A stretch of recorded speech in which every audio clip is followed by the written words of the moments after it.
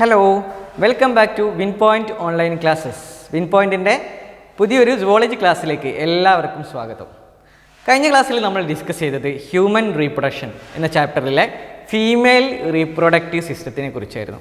അപ്പോൾ ഇന്ന് നമ്മൾ ഡിസ്കസ് ചെയ്യാൻ പോകുന്നത് ഗ്യാമറ്റോജെനിസിസ് ആണ്. ഈ ഗ്യാമറ്റോജെനിസിസിൽ രണ്ട് പ്രോസസ്സ് ഉണ്ടെന്ന് നിങ്ങൾക്കറിയാം. അതിലുള്ള സ്പെർമാറ്റോജെനിസിസ് ആണ് ഇന്ന് നമ്മൾ ഡീറ്റെയിൽ ആയിട്ട് നമ്മൾ ഡിസ്കസ് ചെയ്യാം. അപ്പോൾ ആദ്യം നമ്മൾ ഗ്യാമറ്റോജെനിസിസ് എന്താണെന്നുള്ളതൊക്കെ നേരത്തെ നമ്മൾ ഡിസ്കസ് ചെയ്തിട്ടുണ്ടായിരുന്നു. Gametogenesis means it is the process of formation of gametes. അതായത് ഗ്യാമെറ്റ്സ് ഫോം ചെയ്യുന്ന ഓവമാണെങ്കിലും സ്പേം ആണെങ്കിലും അത് ഫോം ചെയ്യുന്ന പ്രോസസ്സിനെ നമ്മൾ വിളിക്കുന്ന പേരായിരുന്നു എന്ത്? ഗ്യാമറ്റോജെനിസിസ് എന്ന് പറയാം. അപ്പോൾ നമ്മൾ ഇന്ന് ഡിസ്കസ് ചെയ്യുന്നത് സ്പെർമാറ്റോജെനിസിസ് ആണ്. അപ്പോൾ എന്തായിരിക്കും സ്പെർമാറ്റോജെനിസിസ് എന്ന് പറയുന്നത്? സ്പേം പ്രൊഡ്യൂസ് ചെയ്യുന്ന പ്രോസസ്സിനെയാണ് നമ്മൾ formation of sperm in testis is known as spermatogenesis. അപ്പോൾ ശ്രദ്ധിക്കുക, ഗ്യാമറ്റോജെനിസിസ് നമുക്ക് രണ്ടായിട്ട് ക്ലാസിഫൈ ചെയ്യാം. എന്തൊക്കെയാണ്? മെയിൽസിലാണെങ്കിൽ സ്പേം പ്രൊഡ്യൂസ് ചെയ്യുന്ന പ്രോസസ്സ്, അതിനെ നമ്മൾ വിളിക്കുന്ന പേരാണ് സ്പെർമാറ്റോജെനിസിസ് എന്ന് പറയാം. അതേപോലെ തന്നെ ഫീമെയിലാണെങ്കിൽ ഓവറിയിൽ എന്താണ് പ്രൊഡ്യൂസ് ചെയ്യുക? ഓവമാണല്ലേ പ്രൊഡ്യൂസ് ചെയ്യുക. ഈ ഓവം പ്രൊഡ്യൂസ് ചെയ്യുന്ന പ്രോസസ്സിനെ നമ്മൾ വിളിക്കുന്ന പേരാണ് oogenesis.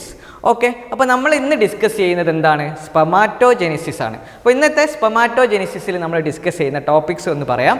ആദ്യം നമ്മുടെ സ്പെർമാറ്റോജെനിസിൻ്റെ പ്രോസസ്സ്, സ്പെർമാറ്റോജെനിസിസ് എന്താ, അതിൻ്റെ സ്റ്റേജസ് ആദ്യം നമ്മൾ ഡിസ്കസ് ചെയ്യും. ദെൻ നമുക്ക് പറയാനുള്ളത് ഹോർമോൺ ഇൻഫ്ലുവൻസ്ഡ് ദ സ്പെർമാറ്റോജെനിസിസ്. ഏതൊക്കെ ഹോർമോൺസ് ആണ് സ്പെർമാറ്റോജെനിസിസിനെ ഇൻഫ്ലുവൻസ് ചെയ്യുന്നത്. മൂന്നാമത് നമ്മൾ പറയാം സ്ട്രക്ചർ ഓഫ് സ്പേം, സ്പേമിൻ്റെ സ്ട്രക്ചർ. ഈ മൂന്ന് കാര്യങ്ങളാണ് ഇന്നത്തെ ക്ലാസ്സിൽ നമ്മൾ ഡിസ്കസ് ചെയ്യാൻ പോകുന്നത്. അപ്പോൾ നമുക്ക് നേരിട്ട് ക്ലാസ്സിലേക്ക് വരാം. അപ്പോൾ നമ്മൾ പറഞ്ഞു സ്പെർമാറ്റോജെനിസിസ് എന്ന് പറഞ്ഞു കഴിഞ്ഞാൽ എന്താണ്? It is the process of formation of sperm in testis. ടെസ്റ്റിസിൽ എവിടെ വെച്ചാണ് ഈ സ്പേം പ്രൊഡ്യൂസ് ചെയ്യുന്നത്? നമ്മൾ നേരത്തെ പഠിച്ചിട്ടുണ്ട് സെമിനെഫ്രസ് ട്യൂബ്യൂൾസ്. ഈ സെമിനെഫ്രസ് ട്യൂബ്യൂൾസിൻ്റെ ഉള്ളിൽ വെച്ചിട്ടാണ് സ്പേം പ്രൊഡ്യൂസ് ചെയ്യുന്നത്. അപ്പോൾ സ്പേമിൻ്റെ പ്രൊഡക്ഷൻ നമ്മൾ പറയുന്ന സമയത്ത് സ്പേം പ്രൊഡ്യൂസ് ചെയ്യുന്ന ഡ്യൂറേഷൻ എന്ന് പറയുന്നത് പ്യൂബർട്ടിയാണ്. അപ്പോൾ ആദ്യമായി സ്പേം പ്രൊഡ്യൂസ് ചെയ്യാൻ സ്റ്റാർട്ട് ചെയ്യുന്നത് പ്യൂബർട്ടിയിലാണ്. ഓക്കെ, ഈ പ്യൂബർട്ടിയിൽ നിങ്ങൾക്കറിയാം നിങ്ങളുടെ സെമിനെഫ്രസ് ട്യൂബ്യൂൾസിനുള്ളിൽ പലതരത്തിലുള്ള സെൽസ് ഉണ്ട് നിങ്ങൾക്കറിയാം അല്ലേ? മെയിൽ ജേം സെൽസ് അല്ലേ? അതേപോലെ തന്നെ സെർട്ടോളി സെൽസ് ഉണ്ട്, സെർട്ടോളി സെൽസ്. അത് മാത്രമല്ല ഈ സെമിനെഫ്രസ് ട്യൂബ്യൂൾസിൻ്റെ ഔട്ടർ സർഫസിൽ ഇൻഡസ്ട്രീഷ്യൽ സ്പേസ് എന്ന് പറയുന്ന സ്പേസ് ഉണ്ട്. ഈ സ്പേസിൽ കാണുന്ന പ്രത്യേക തരത്തിലുള്ള സെൽസ് ഉണ്ടായിരുന്നല്ലോ, ഇൻഡസ്ട്രീഷ്യൽ സെൽസ്, അല്ലെങ്കിൽ നമ്മൾ അവയെ വേറൊരു പേരും കൂടി വിളിച്ചിട്ടുണ്ടായിരുന്നു, ലേഡിങ് സെൽ. ഈ ലേഡി സെൽ, ഇങ്ങനെ 3 തരത്തിലുള്ള സെൽസ് നമ്മുടെ എവിടെയുണ്ട്? സെമിനെഫ്രസ് ട്യൂബ്യൂൾസിൻ്റെ ഉള്ളിലുണ്ട്, നമ്മൾ പഠിച്ചിട്ടുണ്ട്. ഓക്കെ, സെമിനെഫ്രസ് ട്യൂബ്യൂൾസിൻ്റെ ഉള്ളിലുള്ള സ്പെർമാറ്റോഗോണിയ എന്ന് പറയുന്ന സെൽസ്, ഈ സെൽസാണ് സ്പേമായിട്ട് മാറുന്നത്. അപ്പോൾ എങ്ങനെയാണ് സ്പേമായിട്ട് മാറുന്നത് എന്നുള്ളതാണ് നമ്മൾ പറയാൻ പോകുന്നത്. അപ്പോൾ ഏത് സെൽ ഉണ്ടാവുകയാണെങ്കിലും അവിടെ ഡിവിഷൻ, സെൽ ഡിവിഷൻ നടക്കുന്നുണ്ട്. അപ്പോൾ നിങ്ങൾ നേരത്തെ 2 തരത്തിലുള്ള സെൽ ഡിവിഷൻ +1 പഠിച്ചിട്ടുണ്ട് അല്ലേ? മൈറ്റോട്ടിക് ഡിവിഷനുണ്ട്, മിയോട്ടിക് ഡിവിഷനുണ്ട്. എന്താ ഇത് തമ്മിലുള്ള വ്യത്യാസം? മൈറ്റോട്ടിക് ഡിവിഷനും മിയോട്ടിക് ഡിവിഷനും തമ്മിലുള്ള വ്യത്യാസം എന്താ? അപ്പോൾ നിങ്ങൾ നോക്കുക, അപ്പോൾ സാധാരണ നോർമൽ സെല്ലിൽ നടക്കുന്നത് മൈറ്റോട്ടിക് ഡിവിഷനാണ്. ഒരു മൈറ്റോട്ടിക് ഡിവിഷൻ്റെ പ്രത്യേകത എന്താ? ഇപ്പോൾ നിങ്ങളുടെ കയ്യിൽ 46 ക്രോമസോം ഉള്ള സെല്ലാണുള്ളത് അല്ലേ? 46 ക്രോമസോമാണ് ഈ സെല്ലിലുള്ളത്. ഇത് മൈറ്റോട്ടിക് ഡിവിഷൻ നടക്കുകയാണെങ്കിൽ, അതായത് മൈറ്റോട്ടിക് ഡിവിഷൻ എന്ന് പറഞ്ഞു കഴിഞ്ഞാൽ എന്താ സംഭവിക്കുക? 46 അതായത് 2n ഉള്ള സെല്ല്, അതായത് നമുക്കറിയാം 46 ക്രോമസോമാണ് ഒരു നോർമൽ സെല്ലിൽ ഉണ്ടാവുക. ഈ സെല്ല് ഡിവൈഡ് ചെയ്ത് 2 ഡോട്ടർ സെൽസ് ഉണ്ടാവുകയാണെന്ന് വിചാരിക്കുക. ഈ ഡോട്ടർ സെൽസ് ഉണ്ടാവുന്ന സമയത്ത് അത് 46 ക്രോമസോം തന്നെ ഈ ഡോട്ടർ സെൽസിന് ഉണ്ടെങ്കിൽ, അല്ലെങ്കിൽ നമ്മൾ എന്താ വിളിക്കുക 2n ഉണ്ടെങ്കിൽ, അല്ലെങ്കിൽ വേറെ ടൈം അതായത് യൂസ് ചെയ്യുക ഡിപ്ലോയിഡ് സെല്ലാണെങ്കിൽ. ഡിപ്ലോയിഡ് എന്ന് പറഞ്ഞു കഴിഞ്ഞാൽ 46 ക്രോമസോം ഉള്ള സെല്ലിനെയാണ് നമ്മൾ ഡിപ്ലോയിഡ് എന്ന് പറയുക. 46ന് നമ്മൾ 2n എന്നും സൂചിപ്പിക്കാറുണ്ട്, 2n. ഓക്കെ, അല്ല ഡിപ്ലോയിഡ് സെൽസ്. ഇതേപോലെ ഡിപ്ലോയിഡ് സെല്ലുള്ള ഒരു സെല്ല് ഡിവൈഡ് ചെയ്ത് ഉണ്ടാവുന്ന ഡോട്ടർ സെല്ലിനും 2n അല്ലെ ഡിപ്ലോയിഡ് സെൽസ് ആയിട്ട് മാറുകയാണെങ്കിൽ, അല്ലെങ്കിൽ 46 ക്രോമസോമിന് ഉണ്ടാവുകയാണെങ്കിൽ അത്തരത്തിലുള്ള ഡിവിഷൻ നമ്മൾ വിളിക്കുന്ന പേരാണ് മൈറ്റോസിസ് എന്ന് വിളിക്കുക. ഓക്കെ, ഇതാണ് മൈറ്റോസിസ്. ഓക്കെ, അപ്പോൾ മൈറ്റോസിസ് ഡിവിഷൻ എന്താണെന്നുള്ളത് നമ്മൾ നേരത്തെ പഠിച്ചിട്ടുണ്ട്. ഓക്കെ, ഇനി അടുത്തൊരു സെൽ ഡിവിഷൻ, മറ്റൊരു ടൈപ്പ് സെൽ ഡിവിഷനാണ് മിയോസിസ്. മിയോസിസ് നടക്കുക റീപ്രൊഡക്റ്റീവ് സെല്ലിലാണ്. റീപ്രൊഡക്റ്റീവ് സെല്ലിൽ മാത്രമേ മിയോസിസ് നടക്കുള്ളൂ. റീപ്രൊഡക്റ്റീവ് സെൽ എന്ന് പറഞ്ഞു കഴിഞ്ഞാൽ സ്പേമിലും ഓവം ഇതേപോലെയുള്ള സെൽസ് പ്രൊഡ്യൂസ് ചെയ്യുന്നത് മിയോസിസ് നടന്നിട്ടാണ്. ഓക്കെ, ഇനി എങ്ങനെയാണ് അത് നടക്കുക? മിയോസിസിൻ്റെ പ്രത്യേകത എന്താ? അപ്പോൾ നിങ്ങളുടെ കയ്യിൽ 2n ഉണ്ട്, ക്രോമസോം നമ്പറുള്ള 2n, അതായത് 46 ക്രോമസോം ഉള്ള ഒരു സെല്ലുണ്ട്. ഇത് എന്താ സംഭവിക്കുക? ഇത് ആദ്യം ഡിവൈഡ് ചെയ്യും. ഡിവൈഡ് ചെയ്തിട്ട് 2 സെല്ല് ഉണ്ടാവും അല്ലേ? ഈ 2 സെല്ലിൻ്റെ പ്രത്യേകത ഡിപ്ലോയിഡ് സെല്ലാണെങ്കിൽ ഉണ്ടാവുന്ന ഡോട്ടർ സെൽസ്, ഈ ഡിപ്ലോയിഡ് സെൽസ് ഡിവൈഡ് ചെയ്തിട്ടുണ്ടാവുന്ന ഡോട്ടർ സെല്ലിൻ്റെ പ്രത്യേകത അത് ഹാപ്ലോയിഡായി മാറും. എന്താ ഹാപ്ലോയിഡ് സെല്ല് എന്ന് പറഞ്ഞു കഴിഞ്ഞാൽ അതിലുള്ള ക്രോമസോം നേർ പകുതിയാകും. എത്രയാണ്? 23 അല്ലേ? ഓക്കെ, അപ്പോൾ ഇതാണ് ആദ്യത്തെ മിയോസിസ്. അപ്പോൾ ഇതിനെ നമ്മൾ മിയോസിസ് 1 എന്നാണ് വിളിക്കുക. മിയോസിസ് 1ൽ എന്താ സംഭവിക്കുക? മിയോസിസ് 1ൽ 46 ക്രോമസോം ഉള്ള ഒരു സെല്ല് എന്താ സംഭവിക്കുക? അതിന് ഡിവിഷൻ നടക്കും. ഡിവിഷൻ നിന്നിട്ട് അത് ഈക്വൽ ഹാഫ്, അതായത് 23 ക്രോമസോം അല്ലെ നമ്മൾ ഇതിനെ നൊട്ടേറ്റ് ചെയ്യുക N അല്ലേ? ഇതിനെ എന്ന് പറയാം, N, അല്ലെങ്കിൽ ഹാപ്ലോയിഡ് സെൽസ് ആയിട്ട് മാറും. ദെൻ മിയോസിസ് സെക്കൻഡ് നടക്കും. ഓക്കെ, മിയോസിസ് സെക്കൻഡ് നടന്നാൽ എന്താ സംഭവിക്കുക? മിയോസിസ് സെക്കൻഡ് നടന്നു കഴിഞ്ഞാൽ അത് എഗെയിൻ ഡിവൈഡ് ചെയ്യും. പക്ഷേ സെല്ലിൻ്റെ നമ്പറിൽ എന്തെങ്കിലും മാറ്റം ഉണ്ടാവുമോ? ഇല്ല. അപ്പോൾ മിയോസിസ് 2ൻ്റെ പ്രത്യേകത എന്താണ്? അവിടെ സെല്ലിൻ്റെ റിഡക്ഷൻ നടക്കുന്നില്ല. ഓക്കെ, അപ്പോൾ മിയോസിസ് 1 ഉണ്ട്, മിയോസിസ് 2 ഉണ്ട്. മിയോസിസ് 1 ശ്രദ്ധിക്കുക, മിയോസിസ് 1 നടക്കുന്നതിന് മുമ്പ് എന്തായിരുന്നു? ഡിപ്ലോയിഡ് സെല്ല് ഹാപ്ലോയിഡ് ആയിട്ട് മാറുക. അതായത് 46 ക്രോമസോം ഉള്ളത് 23 ക്രോമസോമായി മാറുക, അല്ലെ 2N ഉള്ളത് N ആയി മാറുകയാണെങ്കിൽ അത് മിയോസിസ് 1 ആണ്. അടുത്തൊരു ഫർദർ സെൽ ഡിവിഷൻ നടക്കുന്ന സമയത്ത് ഇതേ നമ്പർ ക്യാരി ചെയ്യുക ഡോട്ടർ സെൽസ് ഉണ്ടാവും. പക്ഷേ എന്ത് ചെയ്യും?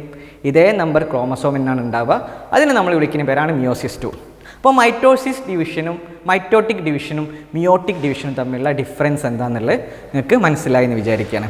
നമുക്കിത് ആവശ്യമുണ്ട്, നമ്മൾ പറയുന്ന സമയത്ത് ഇത് ആവശ്യമുണ്ട്. ഈ ഒരു സെൽ ഡിവിഷൻ നിങ്ങളെ ഫസ്റ്റ് ഇയറിൽ പഠിച്ചിട്ടുള്ള കാര്യങ്ങളാണ്, ഇത് നിങ്ങൾ ഓർത്തിരിക്കുക.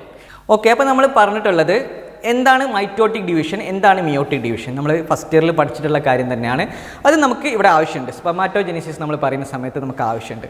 അപ്പോൾ നമ്മൾ നേരത്തെ പറഞ്ഞിട്ടുണ്ടായിരുന്നു സ്പെർമാറ്റോഗോണിയ എന്ന് പറയുന്ന സെല്ലാണ് സ്പേം ആയിട്ട് മാറുന്നത്. അതായത് മെയിൽ ജെം സെൽസ് എങ്ങനെയാണ് ഇനി സ്പേം ആയിട്ട് മാറുന്നത് എന്നതിൻ്റെ സ്റ്റേജസ് ആണ് നമ്മൾ പറയാൻ പോകുന്നത്.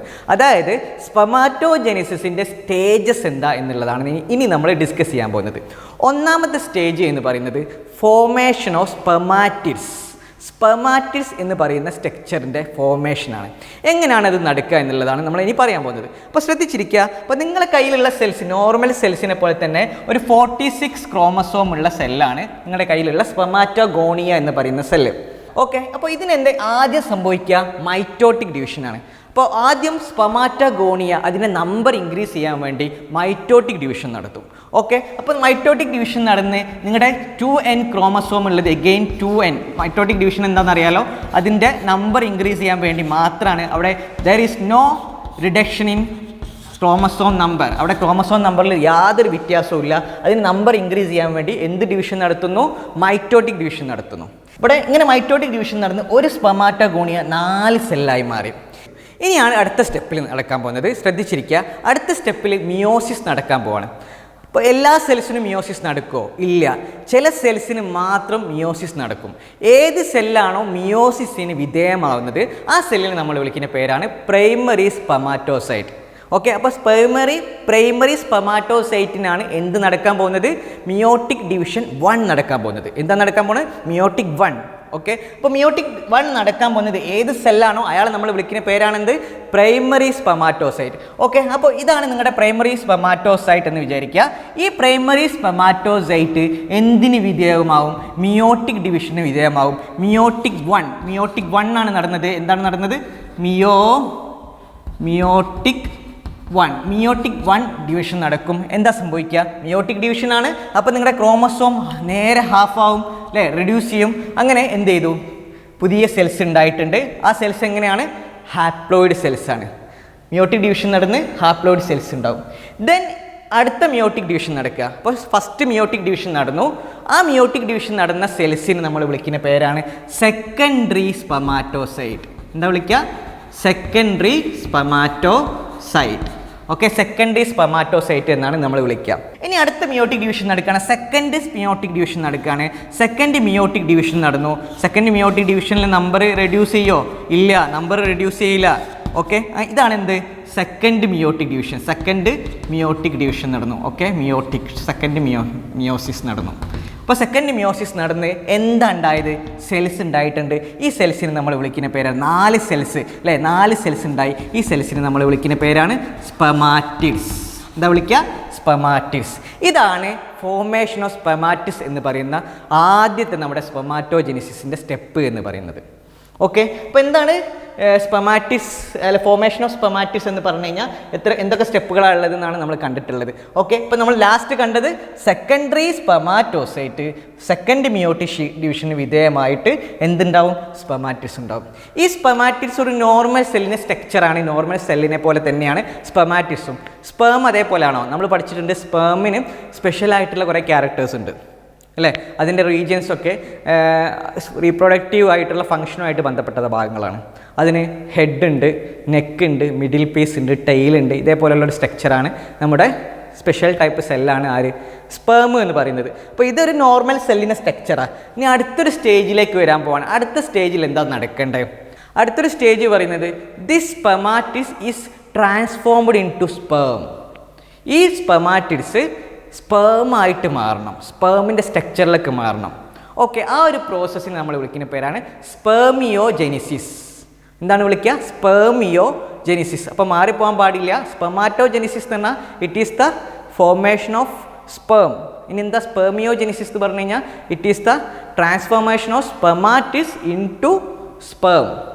ഓക്കെ, സ്പെമാറ്റിഡ്സ് സ്പേമായി മാറുന്ന ആ ഒരു മച്ചുർ ചെയ്ത് ആ ഒരു പ്രോസസ്സിൽ മാറുന്ന ആ ഒരു പ്രോസസ്സിന് നമ്മൾ വിളിക്കുന്ന പേരാണെന്ത്? സ്പെർമിയോജെനിസിസ് എന്ന് വിളിക്കുക. അപ്പോൾ അടുത്ത സ്റ്റെപ്പിൽ സ്പെർമിയോജെനിസിസ് നടക്കും. അങ്ങനെ നിങ്ങളുടെ സ്പെമാറ്റിഡ്സ് എല്ലാം എന്തായി മാറും? സ്പേമായിട്ട് കൺവേർട്ട് ചെയ്യും. ഓക്കെ, സ്പേമായിട്ട് കൺവേർട്ട് ചെയ്യുന്ന ഡീറ്റെയിൽ ആയിട്ടൊന്നും നിങ്ങൾക്ക് പഠിക്കാനില്ല. ഈ സ്പേമിന് മച്ചുറേഷൻ നടക്കും. എങ്ങനെയാണ് മച്ചുറേഷൻ നടക്കുക? This sperms embedded within the Sertoli cells. Sertoli cells ആണ് ആവശ്യമുള്ള ന്യൂട്രീഷൻസ് ഈ ഒരു സെൽസിന് കൊടുക്കുന്നത്, സ്പേം സെൽസിന് കൊടുക്കുന്നത്.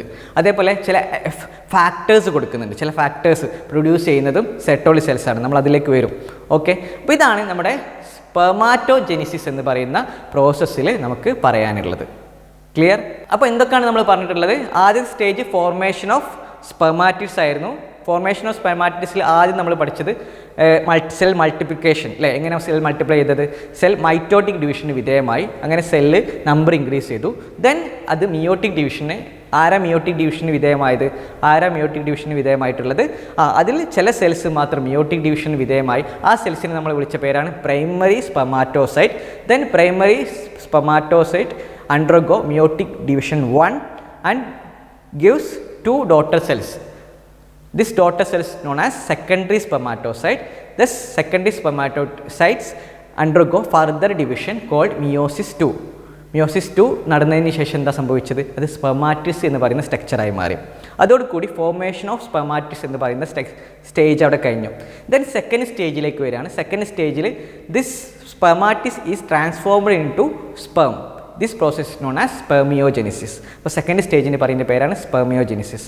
ഈ സ്പെർമിയോജെനിസിസിൽ നിന്ന് സ്പേം ഉണ്ടായി കഴിഞ്ഞ് കഴിഞ്ഞാൽ അതെന്ത് ചെയ്യും? എന്തിൽ എംബഡ് ചെയ്യും? എന്തിൽ അകത്ത് പോയിരിക്കും? ആ സെർട്ടോളി സെല്ലിൻ്റെ അകത്ത് പോയിരിക്കും. എന്തിനു വേണ്ടിയിട്ടാണ്?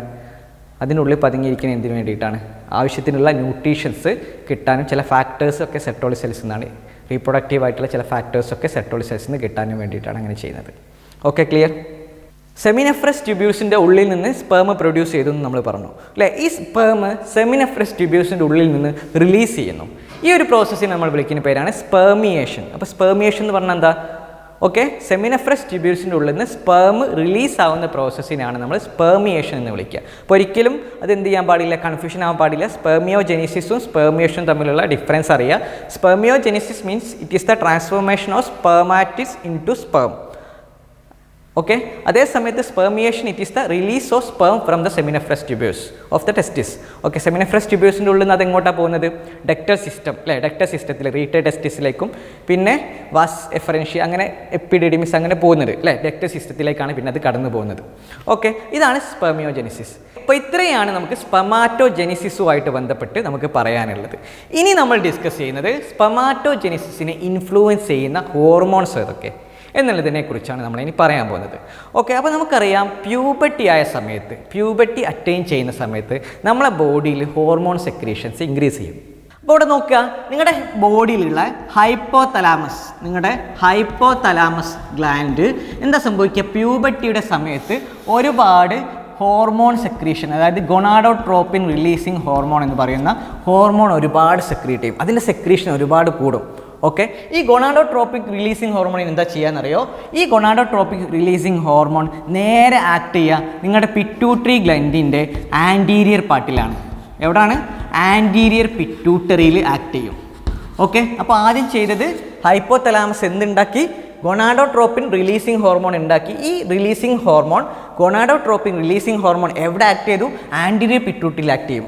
പിറ്റ്യൂട്ടറി ഗ്രന്ഥിയുടെ ആൻറ്റീരിയർ പാർട്ടിൽ ആക്ട് ചെയ്യുന്ന സമയത്ത് ഇത് രണ്ട് ഗൊണാഡോട്രോപ്പിൻസ് ഹോർമോൺസ് ഉണ്ടാക്കും, രണ്ട് ഗൊണാഡോട്രോപ്പിൻസ് ഉണ്ടാക്കും. ആരൊക്കെയാണത്? ഒന്ന് LH, രണ്ട് FSH. ആരൊക്കെയാണ്? LH-ഉം FSH-ഉം.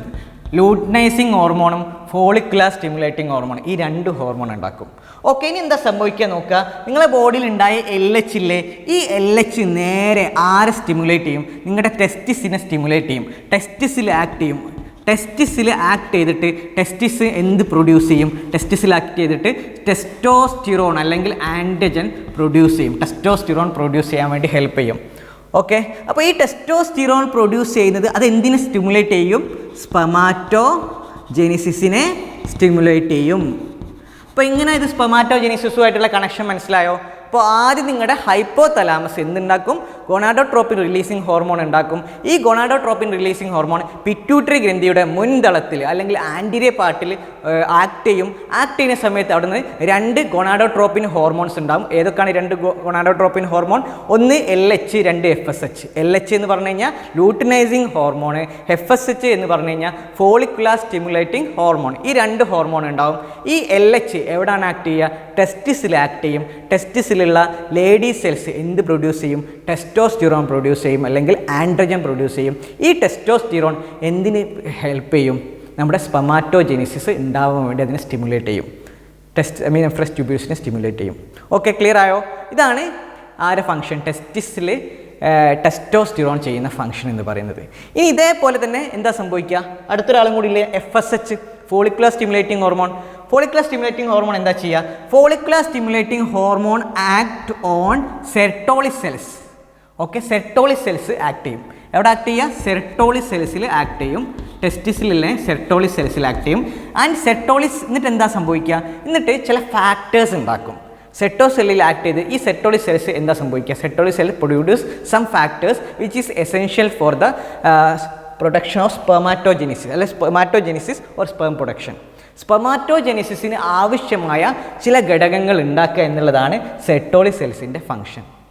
ഓക്കെ, അപ്പോൾ ഈ രീതിയിലാണ് എന്ത് നമ്മുടെ സ്പെർമാറ്റോജെനിസിസിൽ ഹോർമോണുകൾ ഇൻഫ്ലുവൻസ് ചെയ്യുന്നത്. അപ്പോൾ ഏതൊക്കെ ഹോർമോണുകളാണ് ഇൻഫ്ലുവൻസ് ചെയ്യുന്നത് എന്നുള്ളതിന് കൃത്യമായ ഒരു ഐഡിയ നിങ്ങൾക്ക് കിട്ടിയിട്ടുണ്ടെന്ന് മനസ്സിലാക്കുകയാണ്.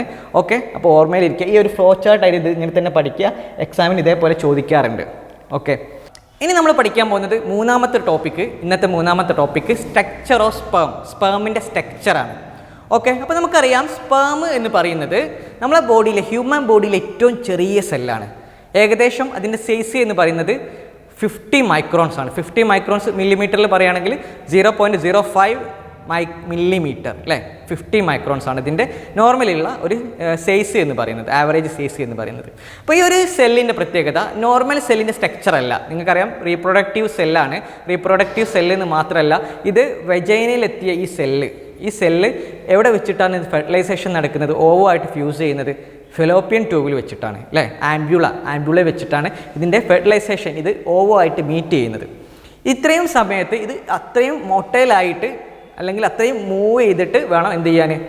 ഈ ഒരു ഫെലോപ്പിയൻ ട്യൂബിൽ എത്താൻ, ഫെർട്ടിലൈസേഷൻ നടക്കാൻ. അപ്പോൾ അതിനനുസരിച്ചുള്ള സ്പെഷ്യലൈസേഷൻ ആയിട്ടുള്ള സ്പെഷ്യൽ ടൈപ്സ് ഓഫ് സ്ട്രക്ചേഴ്സ് ഈ ഒരു സെല്ലിന് കാണുന്നുണ്ട്. അപ്പോൾ നമ്മൾ ഇനി പഠിക്കാൻ പോകുന്നത് what is the structure of sperm എന്നുള്ളതാണ്. ഓക്കെ, അപ്പോൾ ഒരു സ്പേമിനെ നിങ്ങൾക്ക് കാണാം. ഇപ്പോൾ സ്പേമിൻ്റെ ചിത്രം നിങ്ങൾ കാണുന്നുണ്ട്. ഈ ചിത്രത്തിൽ നിങ്ങൾക്ക് കാണാം ഈ സ്പേമിന് പ്രധാനമായിട്ടും 4 ഭാഗങ്ങളാണുള്ളത്. ഓക്കെ, ഒരു ഹെഡ് റീജിയൻ കാണാം, പിന്നെ നെക്ക്, മിഡിൽ പീസ്, ടെയിൽ. ഇങ്ങനെ 4 ഭാഗങ്ങളാണ് ഈ ഒരു സ്പേമിന് കാണുന്നത്. അപ്പോൾ ഓരോ ഭാഗത്തെക്കുറിച്ച് നമുക്ക് ഡീറ്റെയിൽ ആയിട്ട് പറയാം. ഒന്നാമത്തത് ഹെഡ്. ഒന്നാമത് നിങ്ങൾ കാണുന്ന ഭാഗം ഹെഡാണ്. ഹെഡിൻ്റെ പ്രത്യേകത നമ്മുടെ ന്യൂക്ലിയസ് ലൊക്കേറ്റ് ചെയ്തിരിക്കുന്നത്. ഏത് ന്യൂക്ലിയസ് ആണ്? ഹാപ്ലോയിഡ് ന്യൂക്ലിയസ് അല്ലേ? ഹാപ്ലോയിഡ് സെല്ലാണ്. ഈ ഹാപ്ലോയിഡ് ന്യൂക്ലിയസ് ലൊക്കേറ്റ് ചെയ്തിരിക്കുന്നത് ഈ ഒരു ഹെഡ് റീജിയനിലാണ്. ഇതിൻ്റെ ആൻറ്റീരിയർ പോർഷനിൽ ഒരു ക്യാപ് ലൈക്ക് സ്ട്രക്ചർ കാണാം. ഈ ക്യാപ് ലൈക്ക് സ്ട്രക്ചർ നമ്മൾ വിളിക്കുന്ന പേരാണ് അക്രോസോം. വളരെ ഇമ്പോർട്ടൻ്റ് ആയിട്ടുള്ളൊരു ഭാഗമാണ് അക്രോസോം. അക്രോസോമിൻ്റെ പ്രത്യേകത ഫെർട്ടിലൈസേഷൻ നടക്കുന്ന സമയത്ത് അല്ലെ ഓവോ ആയിട്ട് ഇത് മീറ്റ് ചെയ്യുന്ന സമയത്ത് ഓവത്തിൻ്റെ മെംബ്രെയിനെ പെനിട്രേറ്റ് ചെയ്ത് കയറാൻ പറ്റുന്ന രീതിയിലുള്ള ഒരു ഭാഗമാണ്. മാത്രമല്ല ഈ അക്രോസോമിൻ്റെ എങ്ങനെയാണ് ഓവത്തിൻ്റെ മെംബ്രെയിനെ പെനിട്രേറ്റ് ചെയ്യുക, ഇതിൽ സ്ട്രോങ് ആയിട്ടുള്ള ചില എൻസൈംസ് ഉണ്ട്. ഈ എൻസൈംസ് ആണ് എന്ത് ചെയ്യുന്നത്, ഓവത്തിൻ്റെ മെംബ്രെയിനെ ബ്രേക്ക് ചെയ്തിട്ട് കയറാൻ സഹായിക്കുന്നത്. അപ്പോൾ അക്രോസോം ശ്രദ്ധിക്കുക. Acrosome is a cap like structure which helps the breakage of oval membrane during the ഫെർട്ടിലൈസേഷൻ്റെ സമയത്ത് അക്രോസോമിലുള്ള സ്ട്രോങ് എൻസൈമാണ് എന്തിന് സഹായിക്കുന്നത്, ഓവത്തിനെ പെനിട്രേറ്റ് ചെയ്ത് സ്പേമിന് ഉള്ളിലേക്ക് കയറാൻ വേണ്ടി സഹായിക്കുന്നത്. മാത്രമല്ല ഒരുപാട് ഗോൾഗി കോംപ്ലക്സ് അടങ്ങിയ ഒരു ഭാഗമാണ് ഹെഡ് എന്ന് പറയുന്നത്. അപ്പോൾ ഇത്രയും പോയിന്റ്സ് ആണ് നിങ്ങൾ ഹെഡിനെ കുറിച്ച് ഓർത്തിരിക്കേണ്ടത്. രണ്ടാമത്തെ ഭാഗം നെക്കിനെ കുറിച്ച് ഡീറ്റെയിൽ ആയിട്ട് നിങ്ങളുടെ ടെക്സ്റ്റ് ബുക്കിലില്ല, എന്നാലും ഓർത്തിരിക്കുക. നെക്കിൽ ഒരുപാട് സ്ട്രക്ചേഴ്സ് ഉണ്ട്. നമ്മുടെ പ്രോക്സിമൽ ആൻഡ് ഡിസ്റ്റൽ സെൻട്രിയോൾസ് എന്ന് പറയുന്ന ഭാഗങ്ങളുണ്ട്. Proximal, distal, സെൻട്രിയോൾസ്. This proximal and distal സെൻട്രിയോൾസ് helps the division of zygote division ചെയ്യുന്ന സമയത്ത് അതിനെ സഹായിക്കുന്നത് ഈ പ്രോക്സിമലും ഡിസ്റ്റലും ആക്കിയിട്ടുള്ള സെൻട്രിയോൾസ് ആണ്. ഓക്കെ, ഇനി മൂന്നാമത്തെ ഒരു ഭാഗം എന്ന് പറയുന്നത് മിഡിൽ പീസാണ്. മിഡിൽ പീസിനെ പ്രത്യേകത അവിടെ നിങ്ങൾക്ക് കാണാൻ പറ്റും ധാരാളം മൈറ്റോകോൺട്രിയ കാണാം. എന്താ മൈറ്റോകോൺട്രിയ? നമ്മൾ പഠിച്ചിട്ടുണ്ട്. It is the source of energy, power house of cell എന്നറിയപ്പെടുന്ന ഭാഗമാണ് മൈറ്റോകോൺട്രിയ. അപ്പോൾ മൈറ്റോകോൺട്രിയ കൂടുതൽ ഉണ്ടായിരുന്നത് എന്തായിരിക്കും? ഈ ഒരു സ്പേമിന് മൂവ് ചെയ്യാൻ ആവശ്യമായ എനർജി പ്രൊവൈഡ് ചെയ്യുന്നത് ഇവിടെയുള്ള മൈറ്റോകോൺട്രിയാസ് ആണ്. മൈറ്റോകോൺട്രിയ കാണപ്പെടുന്ന ഭാഗമാണ് എന്ത്? Middle piece. ഒരു ബൾക്കായിട്ടുള്ള ഭാഗമാണ് മിഡിൽ പീസ്. ലാസ്റ്റ് പാർട്ട് എന്ന് പറയുന്നത് ടൈലാണ്. ടൈൽ എന്തിനു വേണ്ടിയിട്ടായിരിക്കും? സ്പേമിന് ടൈൽ മൂവ് ചെയ്യാൻ ഹെൽപ്പിന് വേണ്ടിയിട്ടാണ്, അല്ലേ? മൂവിങ്ങിന് ഹെൽപ്പ് ചെയ്യാൻ വേണ്ടിയിട്ടാണ്. കാരണം ഒരു വേവിലേക്കാണ് സ്പേം ത്രൂ ഔട്ട് മൂവ് ചെയ്യുന്നത്. ഈ ഒരു മൂവ്മെൻറ്റിന് സഹായിക്കുന്ന ഭാഗമാണ് ടൈൽ എന്ന് പറയുന്നത്. ഇത്രയും ഭാഗങ്ങളാണ് നമ്മുടെ ആർക്കുള്ളത്? സ്പേമിനുള്ളത്. ഇതാണ് സ്പേമിൻ്റെ സ്ട്രക്ചർ എന്ന് പറയുന്നത്. ഓക്കെ, അപ്പോൾ ഒരു ഇജാക്കുലേഷന് സമയത്ത് 200 to 300 മില്യൺസ് ഓഫ് സ്പേമാണ് ബോഡിൻ്റെ ഔട്ടർ സർഫസിലേക്ക് വരുന്നത്, ബോഡിൻ്റെ ഔട്ട് സൈഡിലേക്ക് വരുന്നത്. ഈ സ്പേമിൽ എല്ലാ സ്പേമും ആക്റ്റീവ് ആയിരിക്കുമോ, അല്ലെ എല്ലാ സ്പേമും ഫങ്ഷനിങ് ആയിരിക്കുമോ? അല്ല. ഇതിലൊരു 60% ഒരു നോർമൽ സ്ട്രക്ചറും ഫങ്ഷനും ഉള്ളതുണ്ടാവും. നോർമൽ സ്ട്രക്ചറും ഫങ്ഷനും ക്യാരി ചെയ്യുന്ന എത്ര പെർസെൻറ്റേജ് ഉണ്ടാവുള്ളൂ? ഒരു 60%. ഈ ഒരു 60% പിന്നെയും റെഡ്യൂസ് ചെയ്യും. അതായത് ഇതിൽ തന്നെ ഒരു 40% മാത്രമേ നമ്മുടെ കറക്റ്റ് വിഗ്രസ് ആയിട്ടുള്ള മൊട്ടയിലായിട്ടുള്ള സ്പേംസ് ഉണ്ടാവും. നന്നായി മൂവ് ചെയ്യാൻ പറ്റി അവസാനം നിങ്ങളുടെ ഓവത്തിൻ്റെ അടുത്ത് വരെ എത്താൻ പറ്റുന്ന സ്പേം എന്ന് പറയുന്നത് ഇത്ര മാത്രമേ ഉണ്ടാവുള്ളൂ. ഒരു 40% സ്പേമേ അങ്ങനെ ഉണ്ടാവുള്ളൂ. അങ്ങനെ ഓവത്തിൻ്റെ അടുത്തെത്തി അതിൽ നിന്ന് ഒരു സ്പേമാണ് ഓവത്തിനെ ഫെർട്ടിലൈസ് ചെയ്യുന്നത്. ഓക്കെ, ഈ കാര്യങ്ങളൊക്കെ നിങ്ങൾ കൃത്യമായി മനസ്സിലാക്കുക. അപ്പോൾ ഇത്രയും കാര്യങ്ങളാണ് നമുക്കിന്ന് ഡിസ്കസ് ചെയ്യാനുള്ളത്. അപ്പോൾ നമ്മൾ ഇന്ന് ഡിസ്കസ് ചെയ്ത ടോപ്പിക്ക് സ്റ്റേജസ് ഓഫ് സ്പെർമാറ്റോജെനിസിസ് നമ്മൾ പറഞ്ഞു. ദെൻ നമ്മൾ പറഞ്ഞത് rule of hormone in spermatogenesis, what are the hormones influence the spermatogenesis. Then last നമ്മൾ പറഞ്ഞ സ്ട്രക്ചർ ഓഫ് സ്പെർം. അപ്പോൾ ഇത്രയും കാര്യങ്ങളാണ് ഇന്ന് നമ്മൾ ഡിസ്കസ് ചെയ്തത്. ഈ കാര്യങ്ങളൊക്കെ നിങ്ങൾക്ക് കൃത്യമായി മനസ്സിലായിട്ടുണ്ടെന്ന് വിചാരിക്കുകയാണ്. എന്തെങ്കിലും സംശയങ്ങളുണ്ടെങ്കിൽ നമ്മളെ വാട്സപ്പ് ഗ്രൂപ്പിലേക്ക് വരിക, കാര്യങ്ങൾ ചോദിക്കുക, എല്ലാം ക്ലിയർ ചെയ്യുക. അപ്പോൾ നമുക്ക് ഇനി അടുത്ത ക്ലാസ്സിൽ നമ്മൾ ഡിസ്കസ് ചെയ്യുക ഓജെനിസിസ് ആണ്.